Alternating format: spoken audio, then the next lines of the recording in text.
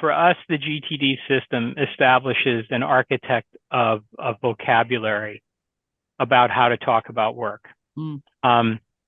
It is not for us like a rigid kind of dogmatic system. And that, you know, one of the benefits that we got through coaching was how do we adapt some of the technology we use, like we use Trello, we use Teams, and I still use Evernote a little bit for certain things.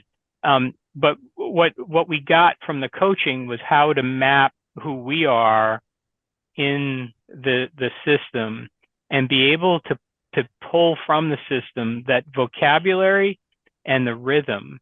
And for like one of the things that Robin and I talk about is just that we really have a very high comfort level that the critical identification in a project is the next action, and that we're able to really close off. I don't want to, multiple universe thinking, I guess.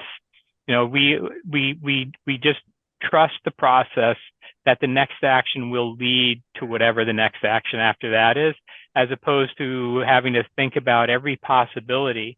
And I think for me as an executive, what that lets me do is when I want to think about potential alternative elements and facts and alternative outcomes, I'm intentionally doing that, as opposed to every single thought process involves a multitude of alternatives, because I don't think that's creative. I think it's counterproductive.